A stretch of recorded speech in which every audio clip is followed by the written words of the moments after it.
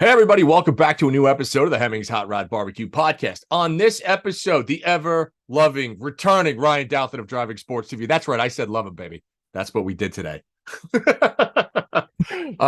Today, we are going to talk about buying vehicles. In particular, when you should back out or when you should move forward with a used vehicle that is somewhat desirable, somewhat collectible, but might be a little overpriced. So, Mike, every single time you look at a car and you want to buy it, you always make the reasonable, valid choice at the end of the day, don't you? You never make the wrong choice. You know what? I try not to. I've been pretty good, dude. I mean, my system is this. My wife and I have an agreement. Buy whatever you want, as long as when you sell it, you think it's going to appreciate and make money. I have never lost. I'm pretty good at it. But never lost. No, that's good. Never lost, man. I've been just want to keep you honest there. Just make sure. No. Never lost. Have I ever broken even? I've always think I've made a little bit, even if it was a couple of $100. I've never lost. I'm gonna say I've never lost. No, that's not going to go for cars that are daily. This is daily drivers. I don't count because daily drivers are usable every day, an appliance. They're nothing more than that. But on the collector, up and thrown away and sold, and then you buy something else. Yeah, but on the collectible front, no, I've never lost. So anyway, so I'll tell everybody what I'm looking at right now, and so I have been in the hunt, and some people know this, for a big box Benz, right? I'm looking for a 560 Mercedes SEC. I think they're beautiful cars. I've always wanted one, and I found one. The price was, it's out of state. The car is beautiful. Every service history you want. It is priced pretty much where it should be. It's a little high in my opinion. It's about maybe $2,000 too high. Okay. But it's a nice solid car. All ready to pull the trigger. Spoke with the owner many times, and then I do my rounds. And I think if you are ever in the situation where you want to buy something like this, as most of us do, we have our consigliaries. We have our friends that we go to that either push us over the ledge or pull us back from it. And I think that is a very important thing to have, right? People that you could call and kind of be like, am I an idiot for wanting to do this? Is the cost too crazy? Is it like, whatever. So I call my guys, right? Can I just take a slight detour in that I have friends that do that, but they're all wrong every single time. Oh no, my guys. Okay. My guys are not helpful. So here's what I've learned. If you have friends with similar tastes as yours, that can be bad. Because then they're like, just do it, just buy it, it's awesome. And you're like, okay, and then you do it, and then you will never regret it. Right. 4 days later. Yeah. So, but then sometimes I'll go back to them. And in this case, I call, my buddy Vinny Russo. You know Vinny. Oh yeah. Vinny's been on the podcast. Vinny's a great guy. Vinny's the man. Vinny is I called Vinny, I called Ron, I called Jason, I called everybody, and they all have different purposes. Like for an old Mercedes, you call Camisa. Camisa is the Mercedes guru. He knows these cars up, down, left, right, and center. He gave me the information I want, looked over the ad, said, this is great. Ron is my style guy. Ron looked at the car and he's like, dude, this is badass. He's like, I know exactly what to do to it. Like, yeah, he's like, and these are the wheels that we're going to be putting on that. These are the wheels. You're going to drop it 2 inches. This is what I'm like, all right, great. I got Ron on board. This is awesome. And then I called Vinny, and Vinny initially goes, I know you've been looking for one. Okay, let's talk. Vinny doesn't say buy yourself. Vinny goes, let's talk about it. Okay. Let's talk about it, Mike. All right, let's do that, Vin. So anyway, he goes, what's the price of the car? So I tell him the price of the car. He goes, okay. He goes, nice, well-written ad, looks good. Price is a little high, but justifiable for the amount of work that he's done. Somewhat justifiable. Okay. Yeah. He goes, let's back into the cost now. He goes, how much is this thing really going to cost you? He goes, what have you spent so far? And I'm like, well, I don't own the car yet. He goes, did you run a Carfax? And I said, yeah. He goes, well, it's $35 out of the gate. Shit. Okay, get the notepad. Put that. You're already in $35. Already in the hole, right? $35 in the hole. I mean, son of a bitch. All right. Then he goes, how far away is the car? I go, oh, it's 2,000 miles. He goes, you're going to ship it or are you going to drive it? And I go, I don't know. He goes, get some shipping quotes. Call me back. I go, all right. Get shipping quotes. Either way, it's $1,000 at least. Oh, it's, dude, $3,200 to ship it back. Okay. So for argument's sake, let's say the car is the price. For argument's sake, let's say the price of the car was 20 grand. Okay. Yeah. Well, now I'm at $2,335. Yeah. Okay. Now, he goes, well, you haven't insured it yet. And I go, no. He goes, okay. He goes, what's that? So I call my insurance company, get a quote. Well, that's, on that car, $700 a year. Okay. The price keeps going up. Now you're at 23.7. And he goes, what's sales tax in the state of California? I go, 10%. He goes, okay. So now you're at 25.3 or 25.5 or whatever the case is. Like, shit. And then he goes, well, and I know you want wheels and tires on it because that's just you and you're going to want to put your little stamp on. I go, yeah. He goes, well, how much are those? And I was like, well, the wheels are probably at least $2,500 and then $1,000. He goes, you're at 30 grand. Okay. And how long will it take that vehicle to appreciate to be worth more than 30 grand? Well, that's just it. So it's interesting because, we go through these motions and you talk to the owners, and I spoke to the owner at length. Couldn't have been a nicer man. Very forthcoming and everything, super excited. But non-negotiable, 100% non-negotiable on the price. I know what I have. And you know what? To an extent, he was right. It's a gorgeous car. So I get that. However, there's still part of me that's like, yo, I negotiate on everything. I'm sorry. But like, if you're not willing to budge, I'm not willing to buy. Yeah. Sorry. It's just the way that I'm line everybody up who's interested in one of these old Mercedes, in your area. Well, maybe. See, that is the key. And one of the keys, and Vinny said the same thing. This car is in the Midwest, middle of nowhere. In 1 month, the Midwest is under 22 feet of snow, right? Yeah. So you kind of go back and forth. And in the state of California, if you want to bring a car in from out of state, there are hoops you have to jump through. One, you have to have it pass smog. So on top of your registration, on top of your transport, on top of your travel, and not only did I calculate transport, but I calculated if I flew there and drove it home. And where transport was $3 grand, doing the whole buying plane tickets, driving out, it worked out to be about the same, right? Yeah, about the same. I can see that. So then you go through well, tack on another $65 to get a smog verification. You don't know what's going to pass. Might pass. Yeah, I was about to say. But if it doesn't, a car that's never been smogged at all in its entire life, I'm sure it'll pass no problem. So you go, okay, and that it's a Mercedes, so that a cat for that thing is $1,500. So again, when you back into the cost, and I'll give Vinny full credit for this because I've done this to him. I'm like, all right, let's talk about it. Right. All of a sudden, you realize that this, for argument's sake, $20,000 car is now you're into it for $30,000. Yeah, and you go, ooh, do I? Oh man, and that's where all the excitement and all of the adrenaline and all of the I've wanted this car forever. All of a sudden, kind of goes out the window, right? And you go, oh, now I just feel like I'm taking advantage of myself. And it's not a great feeling. Counterpoint. Yeah. There's not a lot of these in the US that come up for sale that are clean with a good history. That's so correct. If it's a vehicle that you've always wanted, see, I'm just as bad as all the rest of my friends. They're always like, but you always wanted it. And this one's clean. I know. So why don't you treat yourself there, Mike? Well, and listen, and that is totally the counterpoint. So if you held on to it, say for 5 to 10 years, do you think that these ones are in that bracket where they'll match, like Porsches? Like if you bought a Porsche 20 years ago, they were a dime a dozen. Now they're insane. Do you see the same thing happening to these classic Mercedes? I think so this is, I'm going to bounce the counterpoint off you. All right. So here's the deal. Oh yeah. Okay. So some people out there know I have an older 911. I've got a C4S, right? Beautiful car. It's in amazing shape. Literally needs nothing. When I bought it 3 years ago, I put money in it 100% for preventative maintenance. I put 10 grand into this thing, redoing the whole goddamn car. It is one of the nicest in the US. I'm convinced of that. Right. Yeah. Now, has it gone up in value? Yeah, it's gone up in value to the point where the value now, with what I have into it, Mhm.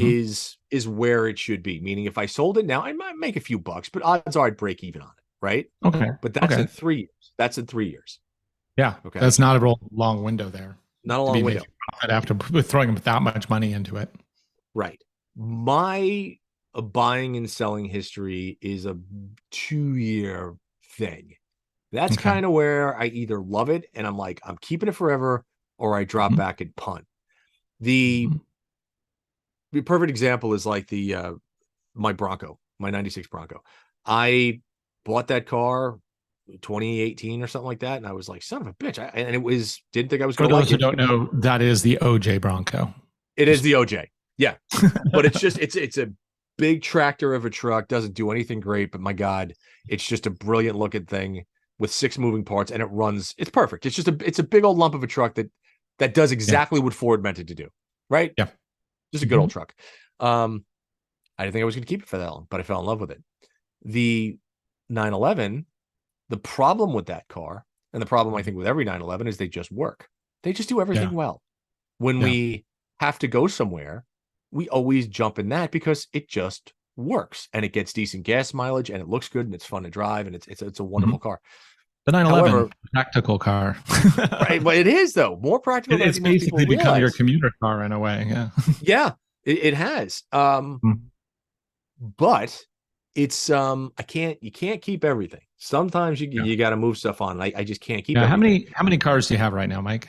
More than any human should have. Yeah, more Fair. than it's irrational. I know. Yeah. But you get into this position where you say, okay, well, if I sold this car, and I had a gentleman look at it this morning, on Mm. just because it was a friend of a friend, he goes, I've always wanted one. He saw this and he was like, ooh, Sure. he didn't balk at the price that I gave to him. He didn't say yes, but he didn't balk at it either. Right. Um, Right. but for the price I gave, it's 100% worth it. I mean, that's what the car should be priced. It's fine. Um, Okay. but those cars are going up in value to a point where if I sell it, I won't get another one for quite some time, if I Right. can at all. You like can't afford to replace it, Yeah, basically. and I don't want to be in the position where I sold my years ago. I had an old Chrysler C-Body, which was an amazing car, Mm. and the one car I regret selling, I sold it and I got an 81 turbo Trans Am, which was a proper shitbox. I shouldn't say that. It wasn't a real shitbox, but it wasn't fabulous. It looked Yeah. one of the best looking cars I've ever had. Just wasn't a great car. Yeah. And I always regretted that. I always regretted selling a perfectly good, wonderful car for one that was subpar. Not saying the Mercedes is subpar in any way. It's completely different driving experience. But when I backed into the cost of it, like the 911 made sense because I knew it was going to go up in value. Right. And it did. It's exactly where it should be. The Mercedes, will it go up? Yeah, So but I have a how question long for is it you. going to take for it to get to that point that I have into it? So the Mercedes, you've driven these before, right? Or Yeah. driven one kind of close to it. So you Yeah. know what they Yeah. drive Yeah. like. Is Yeah. it possible that this is going to be like your Bronco, like a forever car in a way? Like, is it one possibly? Because if so, then the price, I mean, I hate to say it, it doesn't really Doesn't matter matter. I if you're know. not going to be using it as a flipper. Um, and given the longer time arc on this vehicle, I would say that it probably isn't short flip potential anyway, but you never know. Um, so in that case, you might just throw, sell your 911, which you like but don't love, buy the That's the big the that's big correct. Merc that you've always wanted, Yeah. drive it, and look at it as a commuter car. And if it doesn't work out, then you just sell it. And you don't worry if you lose money on it because it's a commuter car. Who cares? But that Yeah. is if it works, because those things can be really expensive to fix when they don't work. And I Right. think that's Here's the caveat. yeah, It has every stitch of paperwork. In the yeah. last 2 years, it's had $7,000 worth of work done to it in So here's preventative maintenance. years ago, I had a couple buddies. They own a Mercedes shop. Um, they did repairs on Mercedes. They always had like the old V12s in. They Yeah. had, the classic big Mercedes. And one drove a Toyota and the other one drove a Subaru. And I always asked, like, Yeah. like when I first met them, I was like, "You guys own this shop. Why don't you own like a Bruiser of a Merc or something Yeah. like that?" And they're like, "Do you know how expensive these are to repair?" Yeah. Like they made money repairing them, and even they did not want to drive one every day. Now, granted, that was like 20 years ago. So the cars we're talking about now being classics were the ones that probably came after that story. Yeah. So not quite the same, but still it's concerning, I guess you could say. Dude, and you're 100% not wrong. I think the only reason I'm looking at this particular car is because of the service history it has on it. Yeah. And here's the thing. It's $3,000. That's the difference of where it should be and the overage where I'd have to pay in the base price of the car. That doesn't include the shipping. That doesn't include the registration. That doesn't include any of that stuff. But I still think you need to factor that in. In California with the taxes, can you barter, or not barter, that's not the right word. Can you be creative with the stated value of the vehicle beyond the purchase price? You can, but if there's a paper trail, I mean, listen, everybody does. People will say, I paid $2,000 for the car. But you really, it's hard, and you really can't, because here's the thing. If it's a cash deal, right, then you probably can. But in today's day and age, if you're a smart seller, there are two ways you get paid. You either take cash or you do a bank wire transfer. That's it. Even cashier's checks now can be forged. So you have to be very careful. So, the fact is basically no, because there is an electronic paper trail. And so on this car, I'd be paying full boat. And it's one of those things where you go, well, shit, $2,500 or $2,700 in sales tax is like, oh, that's a lot of money. Yeah. I bought a trailer recently, and I kind of forgot that it had to be registered and taxed. Like, totally forgot. You do it with cars all the time, but it's like, it's just a trailer. It doesn't even have a motor. And then I went to register it, and they're like, that'll be $2,000, please. I'm like, what? What now? For what? Yeah. I was expecting like $200, and it's like, no, 2,000. Like, clearly I did not do my math. See, I should have done what you just did, but for this one, like, but that's this, that, and what's that? Well, that's where Vinny came in, right? Vinny just said, let's talk about this. He was like a psychologist. I'm happy with my trailer. It gives me an office out in the middle of nowhere when I'm off-roading filming. Well, but still, I did pay more than I thought I was going to. Yeah. But so you run into the question: is it worth it? Is it a bucket list car? Yes, it is. Is it a say $30,000 when all is said and done driving experience? The answer is probably not. How many of these did they? Do you think roughly? They made a lot, but they're approaching 40 years old. Yeah, they're out there. So if you miss on this one, there will be more, and there will be a good one with service history who's owned by some corporate banker who parked it in a garage for 40 years and had his guy go out and do regular maintenance with it or something. I don't know what, figure your backstory here, but you will find another one if you do pass on this one. And really, the distance is really the tricky part on this one. That 2,000 miles, that just kills you. Dude, if the car was here, if this car was in California, I'd pay the asking price right now, not even, because here's the thing. If it's an in-state car, when you sell it, if it's an the car has to pass smog out of the gate. You can't sell a car without it passing smog. Oh, so basically you wouldn't be on the hook because it has to be established one way or the other before seller you buy has to determine it's passes smog. Yeah. Yeah. So I just want to do a slight aside here. Washington State, where I live, everybody, we had the same requirements. We had the smog ratings, and actually the last car that I bought, it was a WRX, super cheap price, but those things can sometimes be difficult to pass emissions, and this one was. But I got it to pass emissions. Yeah. And then a year later, Washington State said, we met all of our goals. We're going to shut down all of our testing. We don't need it anymore. And they got rid of it. All the testing centers, all the fees, all the everything. And was like, when does a state government ever do that? I mean, they don't. Our state government's full of idiots like every other state government. But that one, I'm like, yes. Dude, if only they could have done it a year sooner. But California will never do that because of the amount of revenue it makes off the smog shops and the amount. I thought that would be the same thing though. Here, it's like, and then poof, it just disappears. Yeah, what government has ever done that? That's true. I know. Well, let's see. Now they're trying to actually tax us on miles driven because the EVs are chewing into the gas tax. So they're doing pilot programs, which hopefully never make it anywhere because, yes, I want to be tracked everywhere for taxation purposes. That's Hell fun. no. Well, how would they? Yeah, but we're gonna revisit that shit. Yeah, because that's not okay. So yeah, well, so I'm people are getting their insurance companies to, like, insurance companies, they let you, they give you a credit, or they give you a discount if you agreeably track your driving history. Those little fobs that you put into the OBD2 sensor to get a safe driver discount. And it's like, no, but people are willingly doing it to save $20 or $50. That amazes me. It blows my mind. Like I only have, I've got 2 cars. That. Well, that's a whole nother thing. That's a whole privacy issue, and that's a data acquisition issue that I don't subscribe to. Right? I mean, I only clearly own 2 every cars. single car all the cars you own are too old to acquire any data whatsoever. So literally, yeah.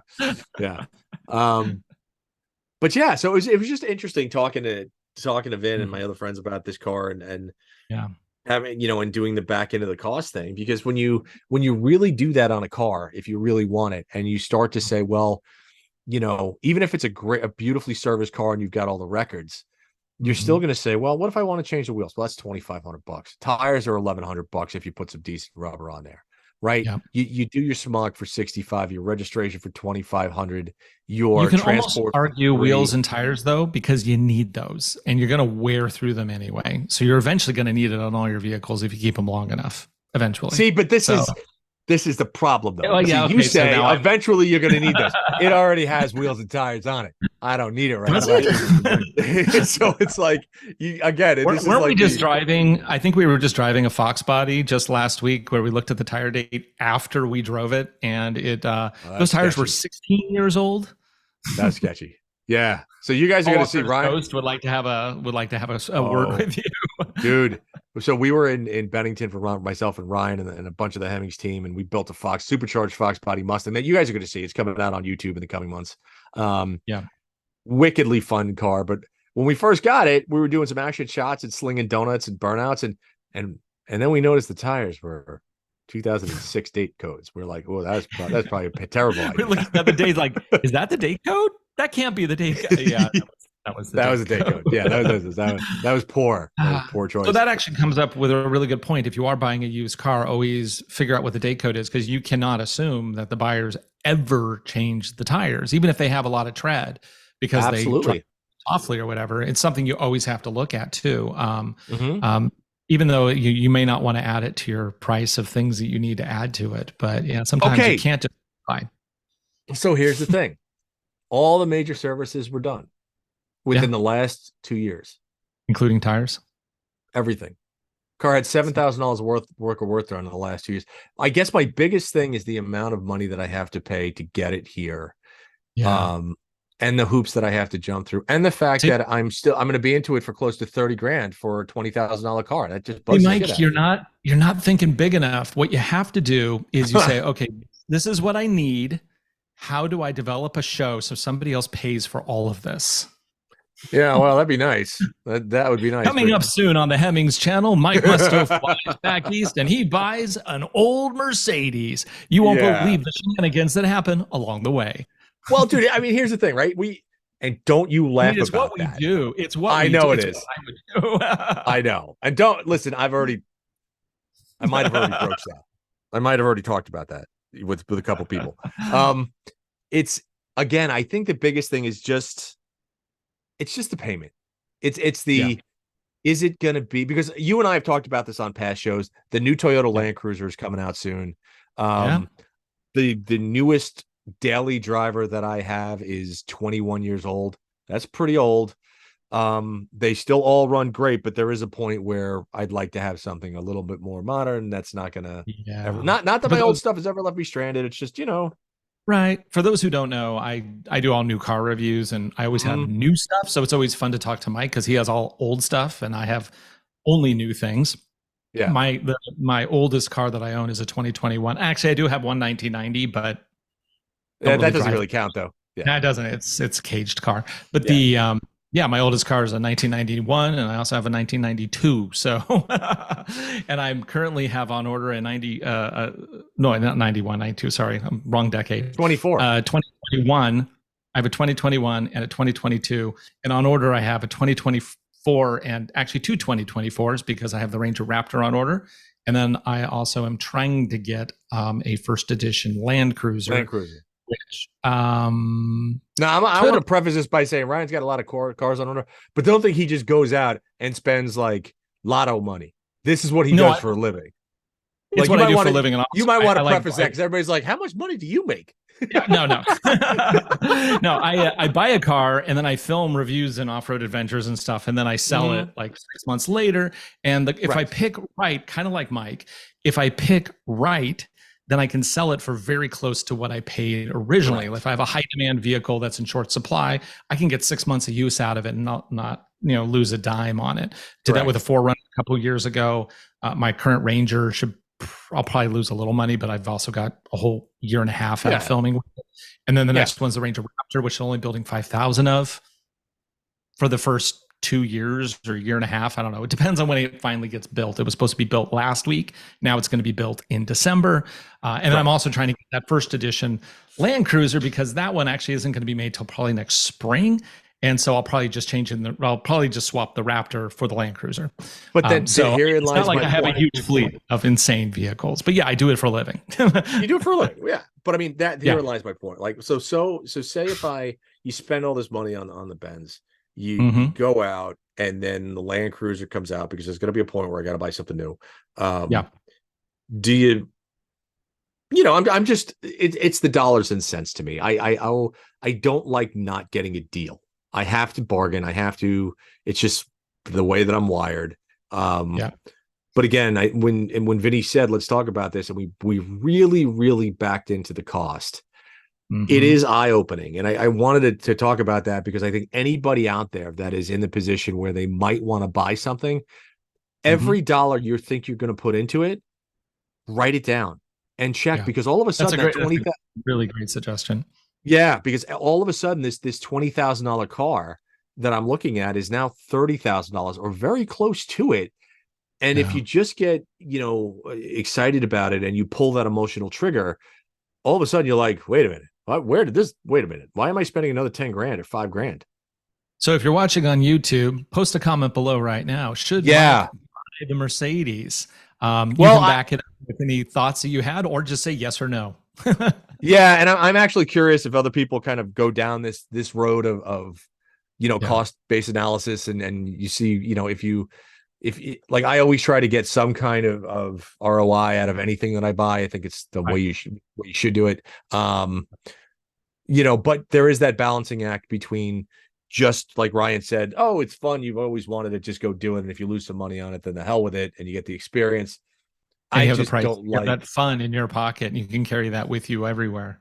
Yeah, but I just feel like it's so much more fun if you're having the fun and making money while you're having the fun. Yeah. As opposed to your wife is still driving that BMW too, right? That old BMW. Yeah, it's a 45-year-old. Yeah. Okay. It kind of would be a nice set, the BMW and the Mercedes. We talked about that too. God damn it! Yeah, we talked about that. So I know. So, but yeah, so that's what I wanted to talk about on this episode. So, like, if you are going car buying, if you're buying that your first time collectible, first time classic, or your 5th or 10th or 30th collectible or classic, let me know what your strategy is. Talk about it in the comments because, an emotional decision can be an expensive decision.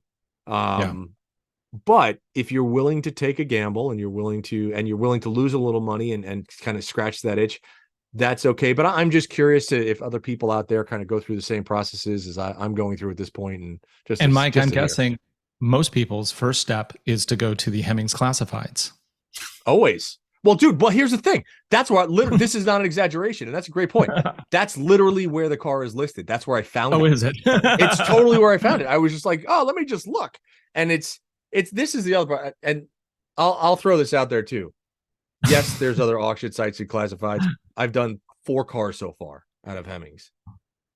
And when you first started working with the guys from Hemmings, did anybody just say, like, Mike, this is It's like, I don't know what putting a chocoholic in the chocolate factory. I don't know if I want to do a drug analogy of somebody a drug addict working in the pharmaceutical industry. Yeah. I mean, it's there you go, Mike. Well, one of the biggest issues with working here is it's a crack den.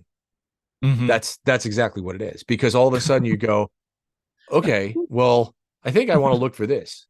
And then you go to the classifieds and there are like 25,000 of them. So here's the thing. It's going to be there. The car you want is going to be in there in the pages somewhere. You just got to find it. And then if you go to the auction, you're like, well, shit, now I can go back and forth to try to outbid this person or sell whatever. Yeah, Hemmings is a crack den if you're a car guy. It's a really precarious place to work. And on that note. Yeah, but in the best possible way. If crack tasted like candy and bubble gum, it doesn't get better than Hemmings. Am I going to get in trouble for that? Does that make sense? The little headline. Yeah. John, if you're listening, you know what I meant. I'm saying this to the president of the company so he doesn't put his fist down and punch me in the face. You know what I mean, sir. You get it. So, but otherwise, we're going to wrap this up before I stick both feet in my face. And, but listen, talk about it in the comments. Let me know your experiences, because I am really curious about your car buying process. Let us know. Otherwise, Ryan, always a pleasure, my friend. Always a pleasure, man. Next time, we're talking about the Fox body. Yes. Fox body. All right, guys. Cool. One last thing. Go to the YouTube channel, like and subscribe on both the Hemmings channel, because we've got sports and exotics, Jethro Bobbington, tested with myself. We've got 3-4 new shows coming out with the Fox body rehab and a whole bunch of other stuff. So that's it. Okay, now we're officially done. Now. Thanks for listening, folks. And again, please subscribe to the Hot Rod BBQ podcast. If you're on Spotify, check us out there. Subscribe to it on iTunes. And if you are going to go to YouTube, make sure you go to the Hot Rod BBQ podcast and hit that subscribe button, and we'll come to you every week.